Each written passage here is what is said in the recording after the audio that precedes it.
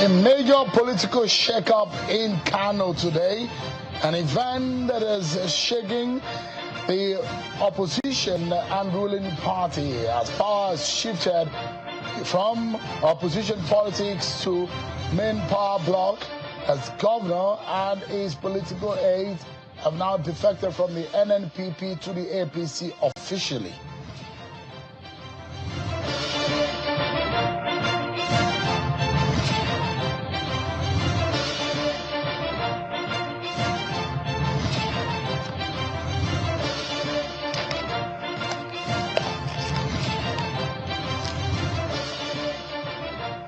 And President Bola Tinubu has departed for Turkey on an official trip.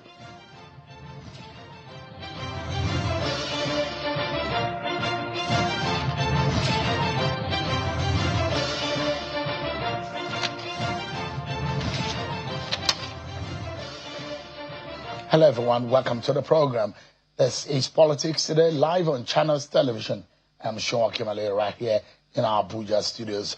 Your major political story today gets our attention, and our attention is on Kano State, what has now become a major talking point across the nation. You understand that there are some of the biggest political bloc in Nigeria. Talk about Kano, talk about Lagos, talk about Katsina, Kaduna.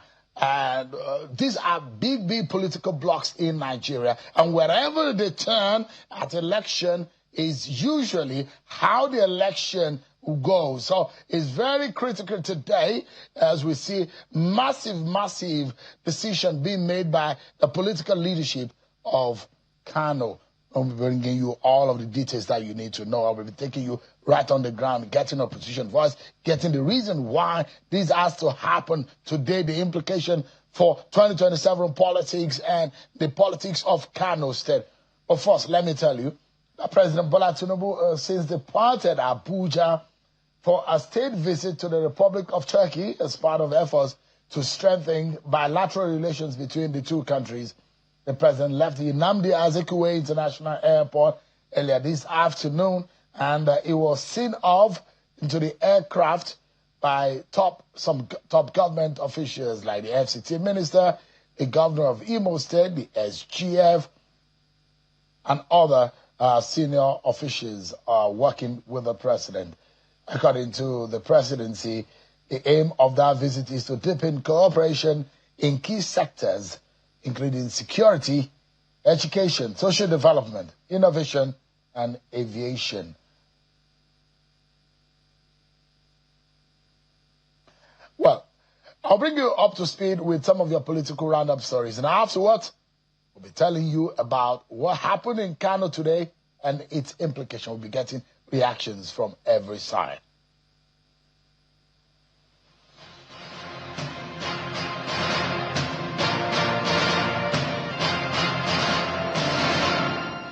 The Nigerian Armed Forces has said some officers will be arraigned before a military judicial panel to face trial over an alleged plot to overthrow the government.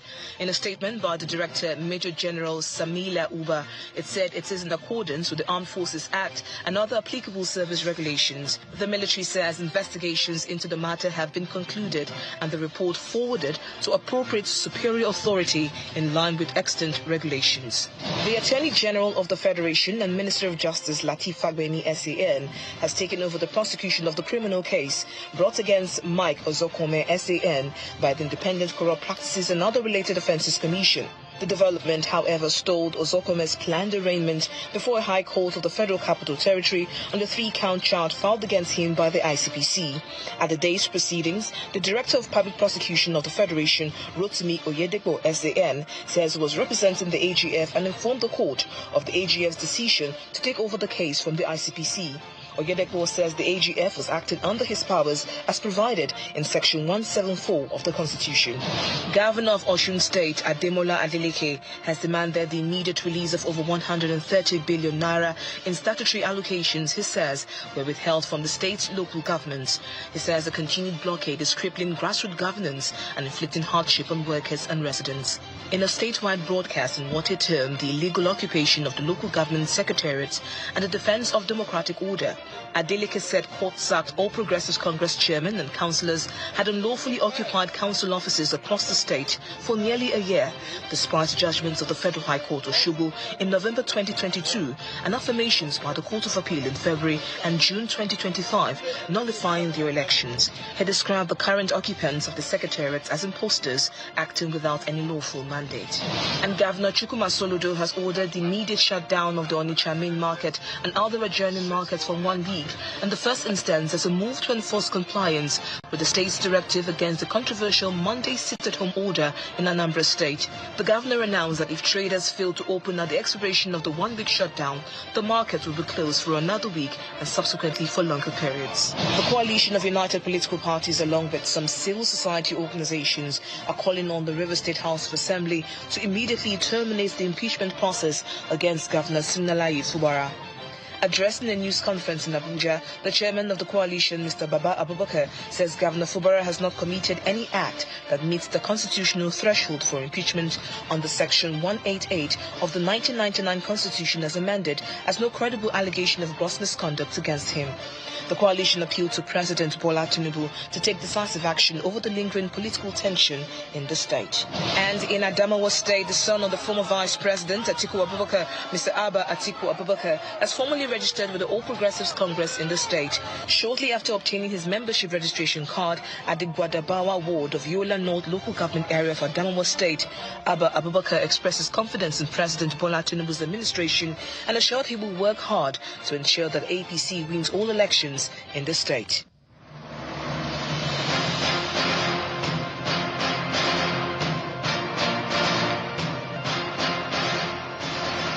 And there you have it. You've been served with your political roundup stories. But on the streets of Abuja today, it was the FCT workers who shown their agitation over the manner in which they have been treated. The workers of the Federal Capital Territory Administration, the FCTA, backed by the Nigerian Labour Congress today, staged a protest at the National Industrial Court in Abuja over the ongoing industrial action. The protest followed a directive from the NSC which declared full support for the industrial action. The NSC says the strike was justified due to persistent violations of workers' rights by the FCTA management and political leadership. The protesters are seen carrying placards with the inscriptions, "Wike must go," "Abuja no be rivers," "Pay promotion arrears," "Enough is enough," and "No working tools." The FCTA workers began their strike last week over what they termed authorities' failure to address long-standing labor and welfare demands. They are also being informed that there's been a court case that has been instituted by the FCT and Abuja leadership and administration.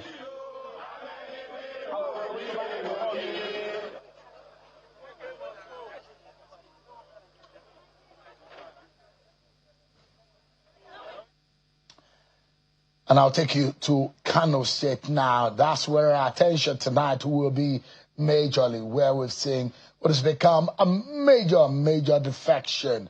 Kano is a very powerful political bloc in this country. And over the last few years, elections have been determined largely based on the election figures and the votes that have come out of Kano. So today, the decision of Governor Abba Yusuf, who officially defected to the All Progressives Congress alongside 22 members of the Kano House of Assembly and 9 members of the House of Representatives, mark a major direction in the way and manner the politics of that state will go in the coming days. The governor announced a decision that a political event today at the Coronation Hall at the Government House in Kano. He was addressing party leaders, lawmakers, and supporters at that event, where the governor says that his decision follows extensive consultation and with elected representatives and key stakeholders across the state. He said, after consultation, 22 out of the 24 members of the Kano State House of Assembly and 9 out of 14 members of the House of Representatives have all concluded that they would be moving into the APC with him. This decision probably has not gone down well with some members of the APC, of the NNPP, and part of government in Kano State, I was seeing some resignations from the government of Kano State. Let me allow you to have a sense of what happened in that coronation hall at the government house of Kano State earlier today.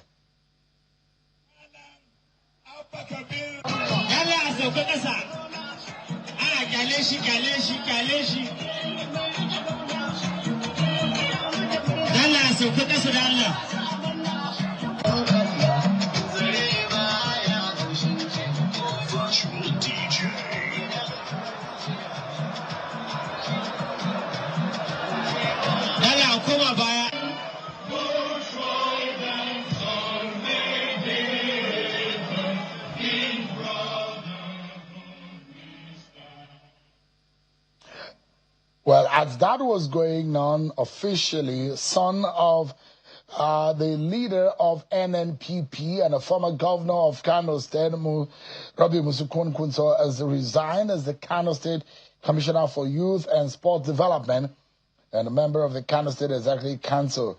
This is coming out to the registration and recognition of Kano State Governor Abba Yusuf as a member of the APC following his official resignation from the NNPP, which the party platform which brought him to power. Mustafa Rabi Kwankwaso described his resignation as a painful one with a heavy heart, while thanking the Kano State governor for the opportunity to serve in his administration.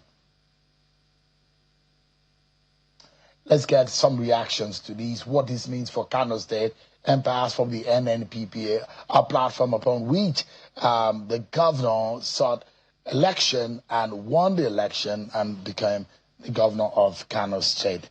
NNPP is not happy with this. APC and the governor's camp may be in a joyous mood or be getting reaction. I'm being joined by Ibrahim Waya, who is the Kano State Commissioner for Information, who has joined us virtually. And I also have had Mr. Ladipo Johnson, who is the NNPP spokesperson and also a very strong ally of the NNPP leader and the former governor of Kano State, Robbie Musa Kwankwaso. Both of them joined us virtually on the program tonight. But let me begin tonight with Mr. Waya, who is the Commissioner for Information. Thank you so much, Mr. Waya, for joining us tonight. I assume that you are one of those who has not resigned. I want to assume that you have also moved with your principal from NNPP to APC. For those who have described this as a great betrayal of all time, considering Robbie Kwankwaso and the Kwankwasia movement, which are singing that all, in fact, you see the insignia and the colors of Kwankwasia in that all, even the fact that they say they've moved to the APC. How is the governor able to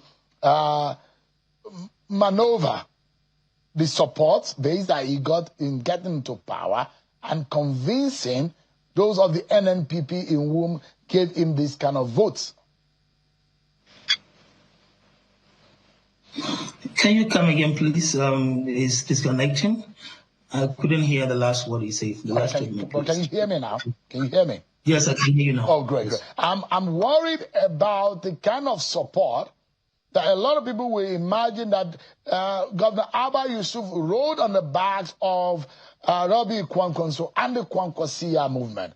And it's been described as a betrayal of all time for him to have dumped that platform and crossed to the APC. How is he able to convince those who believe that they helped Governor Yusuf to move to go into power, and now he's jumping ship?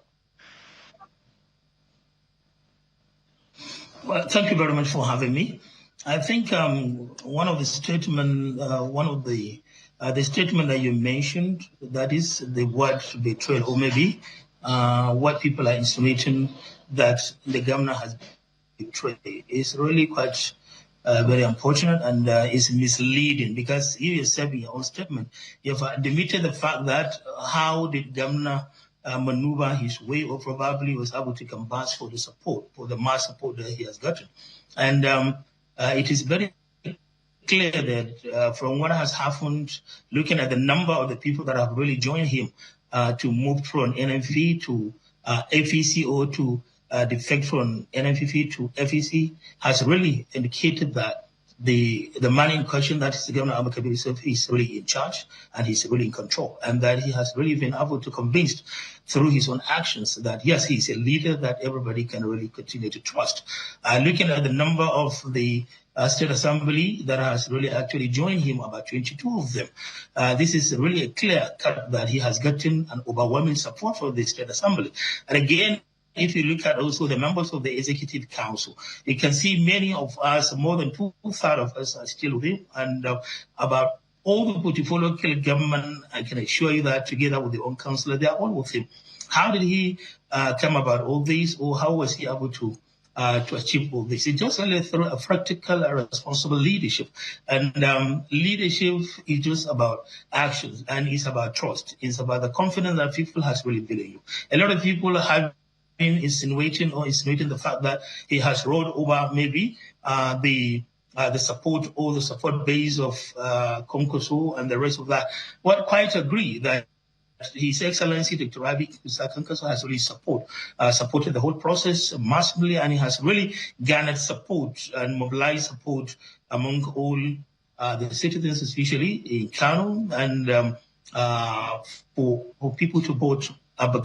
But one thing people should really understand, it's not only about party. NNPP cannot really produce the person, but rather it's the citizens that really have that have helped others who have moved together in this movement into the APC. That has usually been the trend we've seen over the past few months. But in the case of Kano, here is Kwankwaso on one hand and Governor Abba Yusuf on the other hand. There are those who think that maybe, just maybe, both men are not in agreement.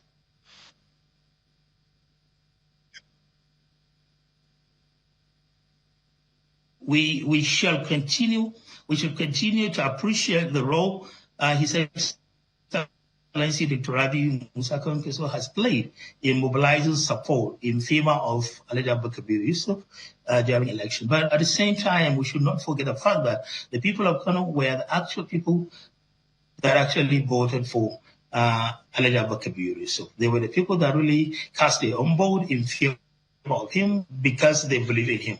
And another thing again that I really want to clear is it's not just only having maybe endorsed by somebody that will really actually guarantee you being elected into any position of authority. It's not really, that is not the end. Because one, as a political party, you need to mobilize the support of all the citizens for them to vote. It's not the votes that you get. Look at the votes Abba Yusuf was able to actually garner. More than 1 million votes. Are you telling me that these votes are all from NNPP members? It's not. They are the same vote. They are all forward votes that came from different constituencies across party lines. It was not just only people that are actually were in NNPP as members that are voted for Abba. So many citizens in Kano who were even in different other opposition parties also voted simply because they believe in him, because of his personality, because what they really think that he could do, having actually acknowledged the fact of what he has done in the past. Then these are all bases that somebody can really make as to form part of their own judgment for you to make a judgment. It's not about just only the party. It's about individual. This time around, as far as the Nigerian civilization, political civilization is concerned, party is just a platform. But rather it's a platform, it's an individual that you look at, because nowadays you can understand that hardly you hear the leaders of the party even marketing the manifestos of the party, because they do not even believe in the manifesto. Most of the party leaders cannot even tell you what is actually the manifestos of the party, simply because they do not really believe in that, and they forget about that, and that should be probably the leading guide as far as the marketing of the party is concerned. But this time around, because Nigerians have become so wise enough as far as politics is concerned, they are now becoming so fully democratically conscious. So Mr. Waya, in essence, you're saying if Governor Yusuf goes to the poll today without Kwankwaso, and a lot of people had this insinuation that this man would not really win the election simply because General Buhari did not really anoint him or did not endorse him. But this man was able to vote, was able to win his own elections. He was able to come back the second tenure as a governor. So this is to tell you that it's not about anointing anybody. It's so it is not true from your own stand. It is not true that Kwankwaso made Abba Yusuf governor. No, Kwankwaso facilitated the process, and also helped in mobilizing the support for him. But the citizens of the Kano were actually the people that have voted Abba. Give me a moment, Mr. Wire. Let me bring in Mr. Ladipo Johnson, who is the national spokesperson of the NNPP. Thank you, Mr. Johnson, for joining us tonight. Give us an understanding. How does this come to the NNPP family? You are a close ally of Robbie Kwankwaso. You can feel his pulse. You can hear him. He speaks to you. He tells you his pain about what is happening. You saw it all. How Abba, Yusuf and Kwankwaso marriage consummated and dovetailing into the election that we saw in 2023 and the travails they faced in that election. But you have heard Mr. Wire tonight. How does this defection today, and it's not new to Mr. Kwankwaso, how does it come to him?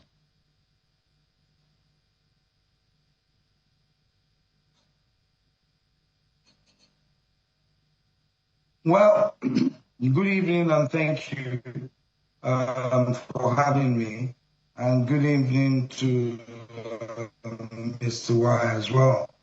I'm quite surprised by some of the things that I've heard, like there was no party because Dr. Anibola didn't recognize them, and this same government was consultations are met, but that does not mean, it does not really mean that everybody wants to be consultations are met, but that does not mean, it does not really mean that everybody wants to be or must be aligned or must align with that decision at that particular time. What is important as far as democracy is concerned is the majority. When you have the majority, then you have gotten it. Democracy is concerned is the majority. When you have the majority, then you have gotten it. Because Abba Yusuf clearly has gotten the majority as far as the state assembly is concerned. I mean, answering the question I asked you about the feelers from the NNPP family and what exactly Mr. Robbie Kwankwaso is feeling about this decision. Does he feel betrayed? Oh, naturally. Thank you. Good evening once more. Naturally, he feels betrayed because it is not just about him. You see, it's ironic that Mr. Y is talking about the masses, the people of Kano. What the people are saying is that they had 8 years of bad governance under Ganduje. And they came out over 1 million votes and gave a mandate to the NNPP through the leadership of Engineer Kwankwaso. And they not only voted Abba Yusuf in. From scratch, we had no one in government, not a councillor, not a chairman, no one in government. They voted us from scratch, and we won the state. And not only that, they stood by us, stood by Abba Yusuf through the tribunal, to the Court of Appeal, to the Supreme Court. And then, I refuse to accept Mr. Wire's speech about consulting the people. Maybe he consulted those elected around him who are trying to keep their jobs. Without consulting the people, you now hand it over. You hand it back over to the people that were removed after 8 years. That is an act of betrayal. No matter how you try to sugarcoat. No, but erroneously, Mr. Johnson, if I may jump in, erroneously, and which Mr. Wire has reacted to, there are those who think that without Kwankwaso, Governor Yusuf wouldn't have been a governor. And Mr. Wire said that is erroneous, and it's not true. Well, it's easy to say that now. And they're enjoying their 5 minutes, and that's what I say. You understand? So we're watching them. It's easy to say that now, and I'm sure Mr. Wire can say that, but I'm sure Abba Yusuf, His Excellency, would not stand up to say that anywhere in the world. To say that, what they do when they do that. They would not dare to say that. Because, go back to 2019. The same thing happened. We were in the PDP then, And we won that election. Abba Yusuf won that election. And there were some gymnastics, yes. And Ganduje got his second term. No one turned back. Everyone stayed, put their foot to the plow, kept working. And victory came in 2000. So Mr. Johnson, if you say that Mr. Kwankwaso feel betrayed, in what sense? He was also said to have wanted to go to the APC, but some people say he should not come. Some people were rejecting him in Kano State, and they said they refused to have him join the party in the APC. So why would he feel betrayed? Himself would have been a member of the APC by today. So that is just internet talk. Do you know that since people have been saying that, oh, he went to the villa, they met, they did this, the only time it happened was when the president, just after the 2023 campaign elections, when he met the president in France. Most of the other things that were said, oh, he's in the villa today, they are moving tomorrow, and these things have been sponsored. There are stories that have been sponsored and been issued by people who had the agenda to go to the APC. Look, there are two main things. Shall we say it now? Let's cut to the chase. All right. Give me a moment, gentlemen. We need to go on the break, and when we come back, we'll feast on this Kano matter, what it means for national politics, the people of Kano State, the governors in that state, and its future. We'll be right back, everyone. Everyone, for staying with us. We've been talking about the defection today. We saw in Kano State officially, Governor Abba Yusuf is now an APC member. Since a Friday or so, he ceased to become a member of the NNPP after his letter was submitted. Mr. Ladipo Johnson and Mr. Waya have been weighing in on this one for us on the program. Mr. Waya from Kano and Mr. Ladipo Johnson has been virtually with us in Lagos. But Mr. Johnson, what do you say would be a final word from the heart of Mr. Kwankwaso on this matter? How is he able to move on from here? Well, you see, sure, he will move on. We've already started moving on. Because you will have to, you just have to remember that this has happened before. It happened with Abdullah Ganduje. And as I said, in 2023, we came to win Kano, having moved to the NNPP just in 2022. Within a year, they won Kano from scratch, from bottom up. We had no councillor, no chairmanship, and they won it. And I assure you that within the next 4 weeks or so, when Nigerians see the alliances and the work that the national leadership of the NNPP have put together, then they will know that Kano State will still be our column from 2027. All right. Mr. Wyatt, before I allow you go, how does the governor reconcile, morally speaking?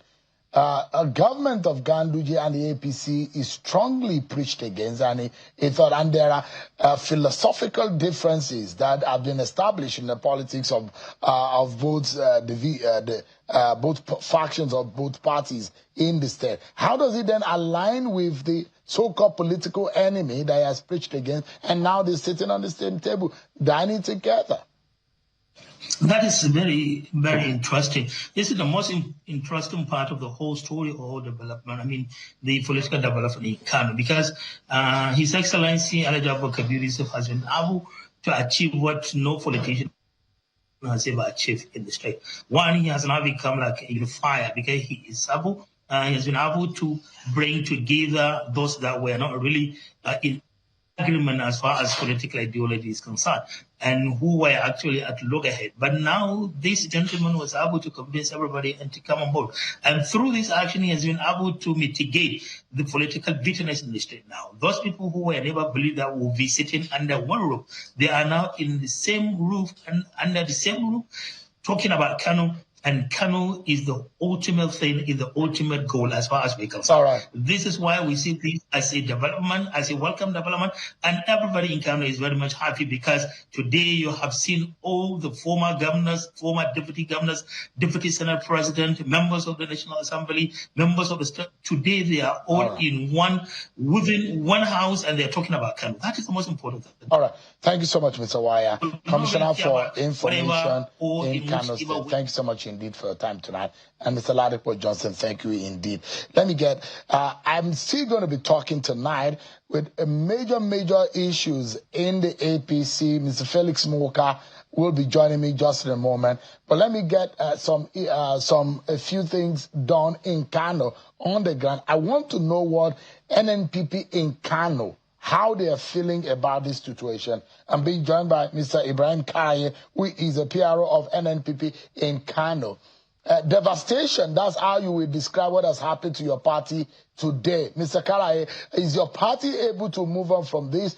The only thing anybody knows about NNPP in Kano is Abba Yusuf, and he has dumped the party, and those who say he has left it with only a shell, the spirit has left it. Okay, thank you for having me, Mr. Sheun. As you have said, we are really devastated. We feel betrayed, and we are not happy with the development. But my cue, NNPP is still stronger and is still the party to beat here in Kano. Because right from the moment the governor was planning to leave the party, all the major stakeholders are aware of his actions.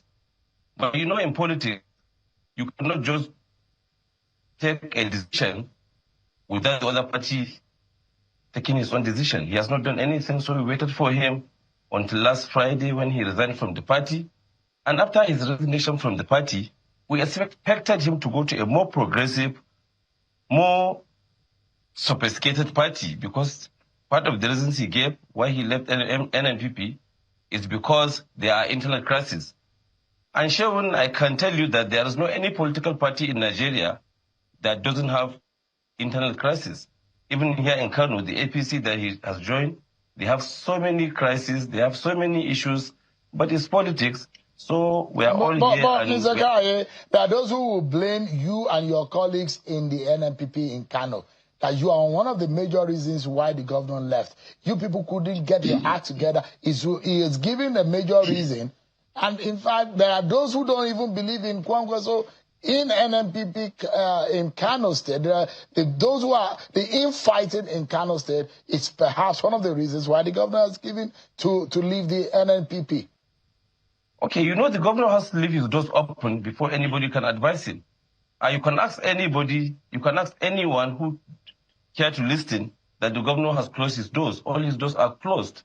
So there's no access to him. So even those that have advice to give him, they cannot do it. They have to do it through social medias, through electronic medias, and through other media of communication. So he has closed his doors. And as a leader, if you close your door, nobody can advise you, nobody can tell you what to do, and nobody can even guide you to do the right thing. So you cannot... Just a moment, Mr. Kaye. Let me bring in a former secretary to the government of Kano State, Alhaji Usman Alhaji, who is a former SSG in the time of Abdullahi Ganduje as governor of Kano State. Thank you so much for joining us tonight. What is your view of the political shift that we have seen in Kano State today? Well, thank you, Sheun. I would quickly say I heard all the discussions of the Honorable Commissioner, Information, and the other national officer, and of course my colleague here. But in my view, we are all talking and concentrating on the political activities, political actors. We have forgotten totally the common man, the Kano ordinary common man, who voted in this government and vote in any government. I believe, shown by this defection to APC, the common man in Kano State will be much, much better off for several reasons. Let me begin by saying some years back, Mr. Shehu, when you talk about states and the developments, you talk of Lagos and then the next you talk of Kano State. And we know why Lagos State has excelled so much, because they had such a very good succession plan and continuity. And that is why they kept building on one development, after the other. They had either 25 or 50-year development plan. And I believe this is what Kano will stand to benefit by having continuity, by what this government, the last government of the APC has achieved in Kano over the last 80 years. Now, by defecting to APC, Governor Abba Kabir will have the opportunity to build upon what has been achieved earlier. In any case, within the last 3 years, we have to admit that Governor Abba Kabir has done so much in road construction, in education, and so on. And I believe he will consolidate on what the other government has achieved. And this is the way forward for Kano State. Let me and quickly, that is the way to sir, go ahead. Do you think there's an implication for the decision of today, considering that Kwankwaso is not in on this? Kwankwaso is not happy with this, he's not moved on this, and he feels betrayed about this. Do you think that Governor Abba Yusuf might have himself to blame, or there might be some regret, knowing full well the kind of following that Kwankwaso has in Kano State politics? Well, Shehu, I know how thorough you have always been, but let me give you a simple mathematic. When the election of 2023 took place, APC got well over, I think, 800,000, there about 900,000, and the NNPP won by about 120,000 margin.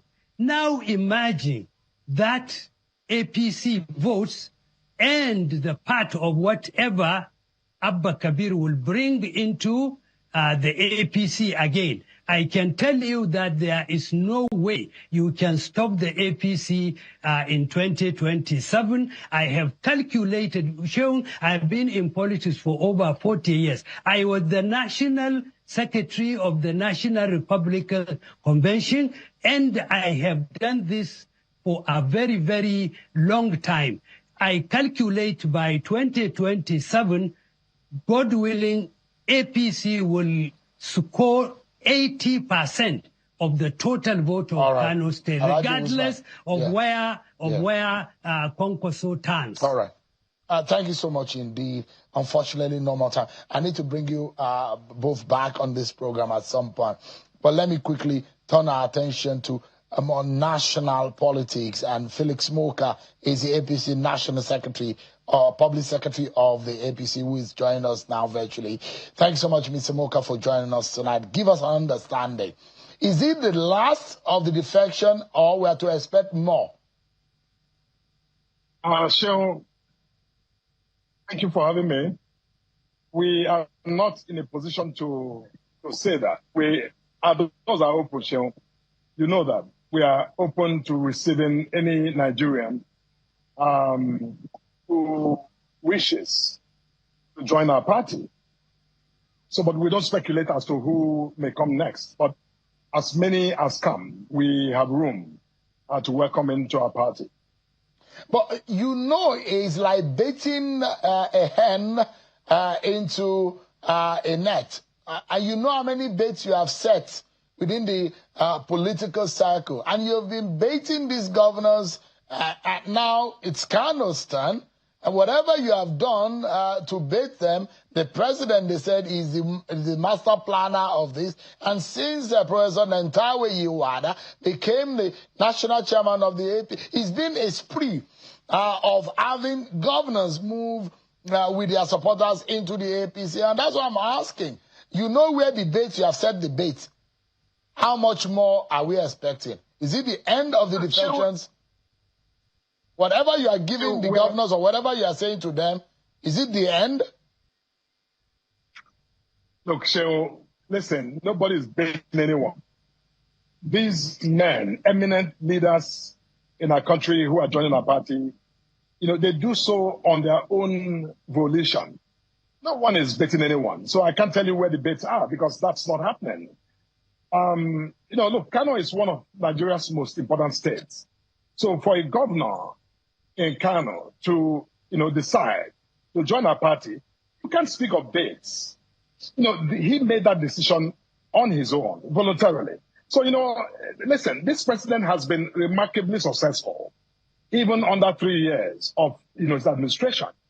You and I had conversations earlier on when these policies were, declared by the president. It was difficult. But see, look, 2 years on, it's a new day in our country. You can see that things are But when you say this government has been remarkably successful, that those will be asking, what do you mean by that in terms of governance, in the promises you made to Nigerians? What is the definition of remarkable success? Look, I think you're going to have to invite me to come back on a full show to have that conversation if you wish. We talked about this. But the point I'm making is that, when you ask the question in such, a generic manner, you almost suggest that, Nigeria under this administration has not made progress. I think that many Nigerians will disagree with you. The point is that, we started off by vacating the house because some fundamental decisions had to be made. They were made. 2 years on, we're seeing those reforms bear fruits. Things are changing. The economy, of 2 years ago, it's not the economy of today. We are way ahead of where we're coming from. So look, so the governors who are joining our party, there's something they're saying. They want to identify with this president. They want to be part of the success story of this president. They want to be, part of that promise of, a resurgent Nigeria. That is what is going on. So I don't think we should banalize by suggesting that anyone is baiting. How do you bait the governor of Kano or the governor of my state, Delta? These are incredibly massive states, in all ramifications, in terms of resources, in terms of population, in terms of everything. So you don't bait them. These are men of, who on their own, have decided to come over to our party because they want to be a part of this great story that's unfolded. Mr. Moka, fundamentally, have you been able to resolve internally how to govern this state politically speaking? Who is the leader of APC in Kano as of today? So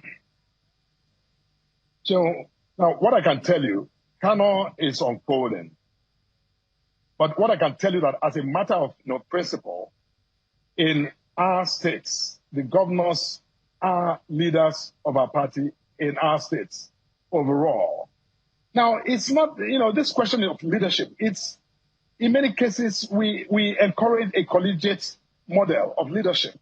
The governor may be the political head, but, there are other critical leaders, eminent leaders in all of our states that, whose role and whose involvement in decision-making, is critical to the success, not just of our party, but of the government, where we have a government in those states. So, I think for those on the outside in the media, that question is linear. But for us, yes, the governors are the leaders, unquestionably, of our states. But as I said, the governors themselves understand that there are leaders in the states with whom they must, collaborate in order to actually deliver, good quality governance and, effective party administration in those states. So the same thing goes for Rivers, same thing goes for Delta and the rest of the state. So if that's the principle your party is going by, so there is no contestation as to, because in Kano, there's a lot of dynamics. There is a former governor who is a former national chairman of the APC, and there is a deputy Senate president who is at the national level. So if it's settled, everybody in Kano will go home and know that Abba Yusuf is the #1 man. But let's quickly touch on this one, Mr. Moka. There are those who are suggesting that your party needs to recalibrate ahead of 2027. If the Muslim ticket goes ahead, they say it will hurt your party. And there are those, even in the party, saying, look, there must be or there should be a Christian on that ticket with Bola Tinubu in 2027. Is your party considering the faith issue as a major factor to carry everyone along? Sean, interesting you asked that question because just a few hours ago today, I did put out a statement where I, in fact, dismissed some of the rumors swirling around this question regarding, speculated possible replacement of the Vice President, Senator Kashim Shettima. I did put out the statement to, make clear, to state categorically that our party, that story is, simply exists only in the realm of rumors and speculation, and that there's no fact to it. And I think that's really all that, our party is concerned about today. As you know, by the Electoral Act, by the laws of our land, election activities or electoral activities, are still prohibited. So we are not even as a party permitted to begin to seriously engage this question the way the media and, others in the public space would like to. They can do that. But, when they speculate and begin to suggest names as possible replacement of the sitting vice president, that is wrong. And it's simply, mischievous, intended to sow discord and confusion in the polity, which is why I had to come out today with very clear statement to, dismiss that suggestion and to, refocus our attention to the administration's efforts to continue to rebuild in the economy and to, drive the kind of progress that we're seeing already under this administration. It raises a big question whether or not your party is sensitive enough to some of the very sensitive issues of our politics, whose faith is also part of it, and not divide the country along this line. That's why a lot of people are probably preemptive of what your party should do. Is your party willing to be inclusive? Those are the questions they are asking. So our party is very inclusive. We are very inclusive. And I think that, this question is, first of all, this is not the time. Second of all, when the time comes, our party has all of the sensibilities and the enormous, wherewithal to carry that conversation to the level where it will be rested in the best interest of our country. I think that's really what matters today. I'm not willing to speculate beyond what is relevant for us to discuss today.